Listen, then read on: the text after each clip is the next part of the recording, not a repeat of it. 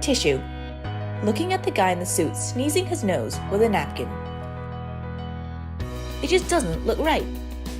Of course, sometimes it's actually confusing when it comes to this white piece of sheet. When we talk about paper towel, it's the same thing as napkins. We are talking about a thicker type of tissue that absorbs water well, typically used for drying your mouth or hands. Nowadays, we also have kitchen rolls that could do the same trick. Back in the days when individual pack of tissues was still not available in the market, my grandpa quickly grabbed a toilet roll and threw it into his backpack. He took it out during lunch and used it to wipe his mouth. His friends were in shock and asked him what he was doing. It was at this time that my grandpa realized how weird this behavior is in the West. He should have used a napkin instead. Toilet rolls are sometimes called toilet paper. Well, it's pretty much self-explanatory. You only use it when you're in the bathroom, nowhere else. Kleenex refers to tissue paper. You know, the decent-looking piece of thin sheath that you pull out from a well-designed paper box. This topic is especially relevant when we are in the midst of dealing with a global pandemic. We know how to wash our hands, brush our teeth, and chew with our mouth closed.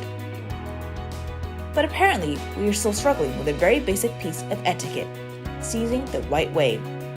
According to a recent survey of more than 1,000 people, 13.4% of us still think it's acceptable to sneeze into our hands. Each uncovered sneeze can spread viruses, bacteria, or other pathogens more than 20 feet away, according to an MIT research. And those same germs can pass on from your fingers and palms to doorknobs, desks, and handrails. So here is the best case scenario. Sneeze into a tissue, throw it out, and immediately wash your hands. It's true, we cannot control when we do sneeze, but it's always good to carry a pack of tissues with you. There are all sorts of emergencies where you would appreciate this. For example, someone important walks over from the other table to have a conversation with you during your meal. Would you want to turn around with some ketchup on the side of your lips? Or when you accidentally knock your glass of wine over with the phone? Would it be better to quickly pull out a piece of tissue instead of trying to wipe it all off your nicely ironed white shirt? How about dinner days? How much would you wish you had a tempo in your back pocket when he or she asked if they could have a piece of tissue they could use? Now you know, a piece of clean tissue does not just help with cleaning things. It could also be a way to show your manners.